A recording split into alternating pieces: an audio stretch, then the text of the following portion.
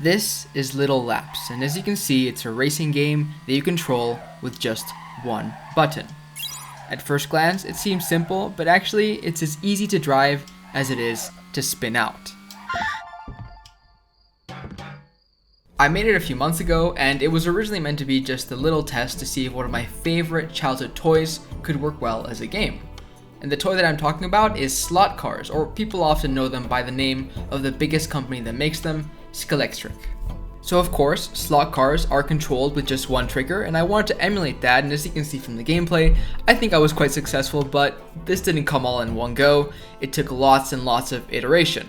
So in terms of visuals, the game started off in a gray boxed world, as I think is quite reasonable to do for most games, but there are two key problems that this visual style already has that may go under many people's radar. Firstly, I don't have any footage of it actually, but I initially tried to make it such that the camera would follow the car so that I could have bigger tracks and then the camera would just follow around the track. That would be really cool, but it was actually really dizzying if it wasn't in third person view, and if I did do that then you would lose the feeling of playing slot cars, so that was a non-starter. Because of that, I ended up going with a single camera view, but as you can see, it still feels a bit strange when the car is far away, right? Like, I felt like at a bigger scale, it might have gotten really difficult to gauge when the car was far away and exactly how the tracks work and when you should speed up or decelerate.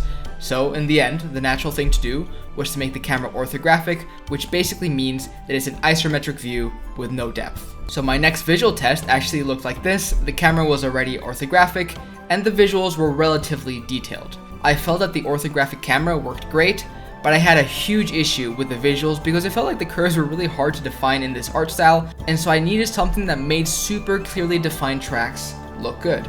So my next try was this, which was an ultra minimalist approach. I gave it to a bunch of friends and it was just too minimalist for them. They liked the gameplay, but the actual graphics just felt uninspired, and so I went back to the drawing board.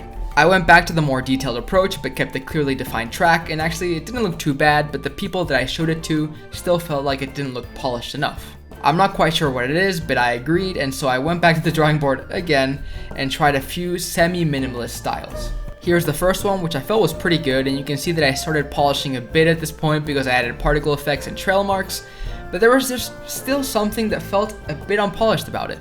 Then I tried one final thing, and that was to do a more Mobius inspired look, which is kind of like if you've ever seen the game Sable, that game is inspired by Mobius, so I was trying to do something similar but not exactly the same. So in short, the game had more tinted outlines and more defined color banding, and I felt that this was it. This was what I was looking for.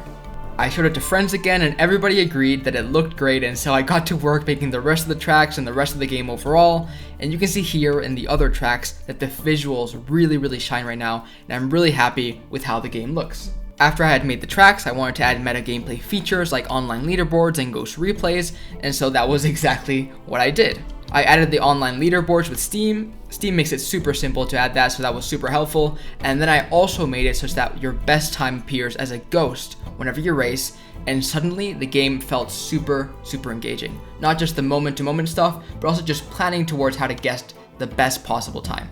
The controls are so simple, but there is so much depth in accelerating and releasing at the right spots and also gathering speed throughout multiple laps, and these meta features only made this experience better.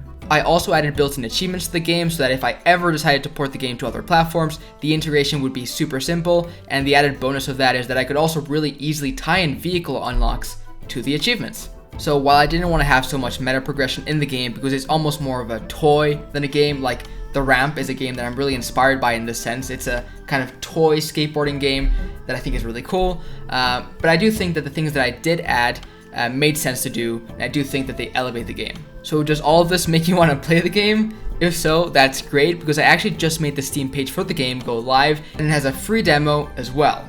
The demo has 3 tracks and all of the aforementioned features like the leaderboards, time ghost, achievements, vehicle unlocks, and so on, and the final game will actually have 10 tracks. So if you want to support the game, which is called Little Laps, the link to all of this is in the description, and wishlisting the game on Steam would be a huge help. I actually plan on releasing the game this summer, so the development process is going to be super tight, but also super fun, and most of the game is done anyways. So subscribe if you want to see more of Little Laps, and I'll catch you all in the next video. Bye.